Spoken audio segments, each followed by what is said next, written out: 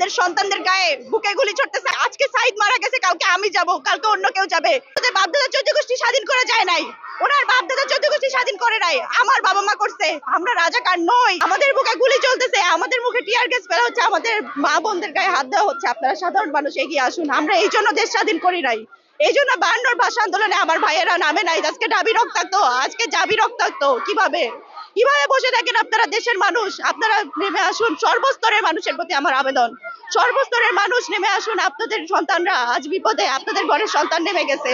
আপনারা যদি আজকে না আগে আসেন, বাংলাদেশ আর কোনোদিন মাতৃভূমি আমার স্বাধীনতার মুখ দেখবে না। আমরা স্বাধীন না, আমরা কথা বলতে পারি না, আমাদের কথা বলার সুযোগ দেন।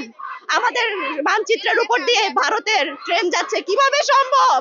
আমাদের নিজেদের সার্বভৌমত্বের উপর প্রশ্ন করছি, প্রধানমন্ত্রীর কাছে আমার সার্বভৌমত্বের উপর প্রশ্ন করছি। আমার বাংলাদেশের বুকের উপর দিয়ে কিভাবে ট্রেন যায়? ট্রেন যাবে না ভারতের, আমার সার্বভৌমত্বের উপর দিয়ে ট্রেন যাবে না।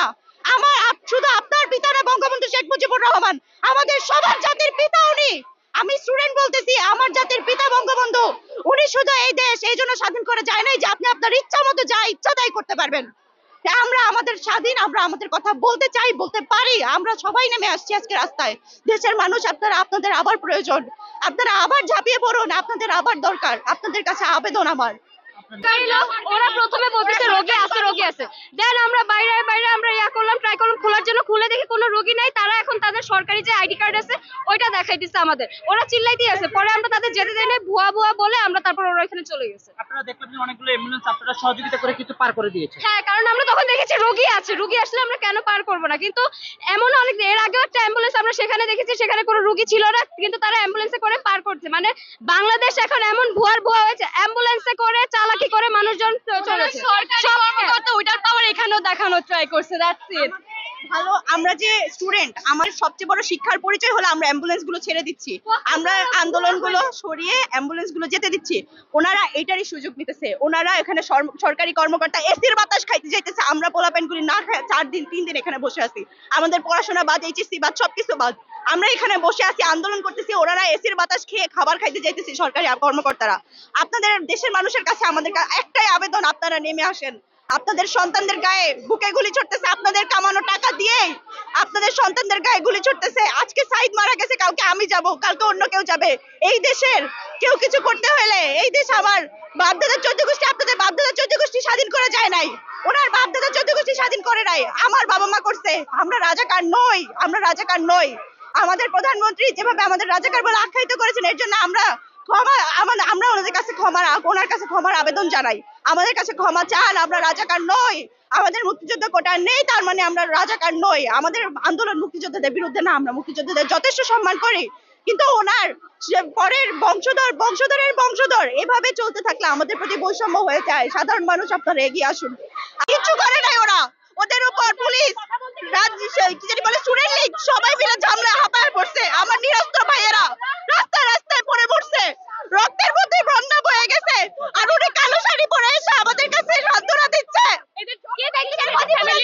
কিসের ক্ষতিপূরণ দিবে? টাকা দিয়ে জীবনের ক্ষতিপূরণ দিতে পারবে তারা? কেন হত্যা করতে হবে ভাই বোনদেরকে?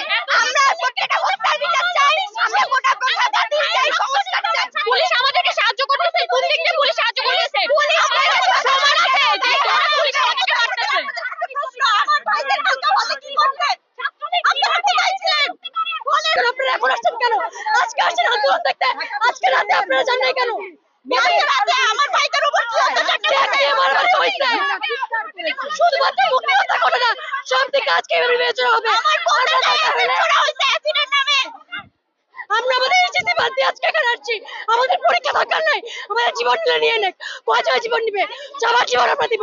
ভাই হত্যার বিচার চাই বলেন। আমরা ভাই হত্যা, আমরা সবকিছু বিচার চাই। এবং দ্রব্য বলে এরকম ওনার ছেলে অভিযান দেশপ্রেম, ওর ছেলেকে দিয়েছে